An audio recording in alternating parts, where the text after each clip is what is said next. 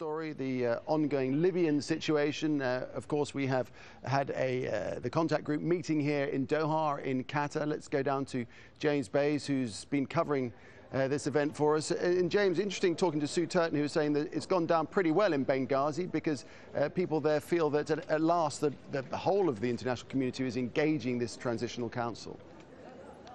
Yeah, I think that is one of the big developments from this, is that Transitional Council were invited in, they got to meet everyone, they had lunch with everyone. There have been concerns at some levels in the international community, who are these people, who are we supporting, particularly as Libya is a country that had prisoners in Guantanamo Bay. If you look at the American military statements from the Iraq War, there were many Libyans captured there. I think there are concerns, particularly in the United States, about who could be fighting, who could get weapons. And I think this is a growing acceptance from the international community of the Interim National Council, the opposition's body based in Benghazi. Only 3 countries has formally recognised them as the representatives of the Libyan people. But I think a broader recognition now because of this international meeting, which was chaired by Qatar and by the United Kingdom. A short time ago, I spoke to the British Foreign Minister.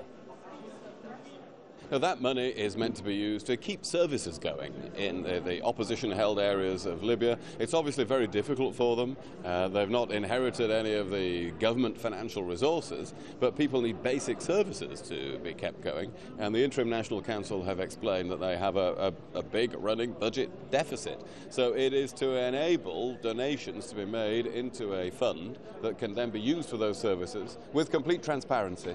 It is entirely different from any issue of providing armaments.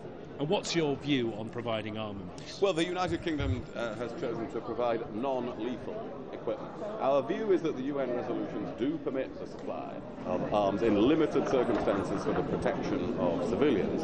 But we, of course, are offering our main protection through our own military action. In addition to that, we're supporting the opposition people in their efforts to protect civilians with satellite, telephones and telecommunications equipment, and with some additional help that our Prime Minister will announce shortly. To call in airstrikes, that equipment? That's not its purpose. Its purpose, of course, is to enable them to communicate with each other, to be able to communicate with us. It's been very difficult often establishing those communication links, and they need those communications if they're going to protect civilian life. Let's go back to James Bays here in Doha. James, interesting, isn't it, this financial mechanisms? It could be a way, as I think you were alluding to there, for the rebels to actually buy weapons and therefore be supplied in that way.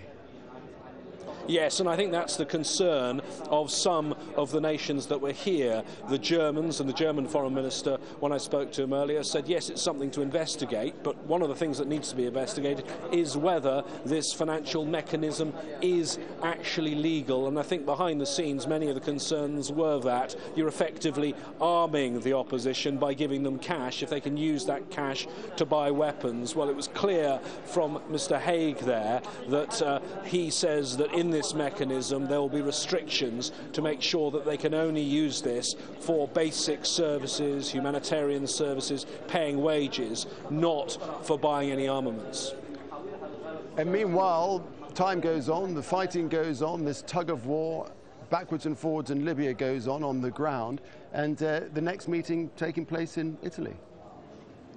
The next meeting taking place in Italy, where I suspect if nothing has moved, then we'll see similar type discussions and similar type divisions, which I think will also be exposed in 24 hours' time when the NATO foreign ministers head to Germany for their meeting. Because interestingly, NATO is not united on this issue. You have countries like the UK and France who are strongly behind the military action, but you also have countries like Germany and Turkey who don't necessarily agree that the military way forward is the best way forward. They believe there must be a political solution.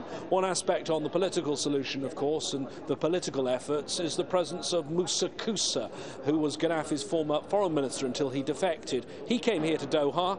We haven't seen him at all today. He's not been here in this hotel, I understand, where the meetings have been taking place. He is, though, in Doha. I believe he's in another luxury hotel where he has been having meetings with key figures. All right, yeah, that's an interesting subplot to all this, isn't it? James Bays in Doha, thanks very much.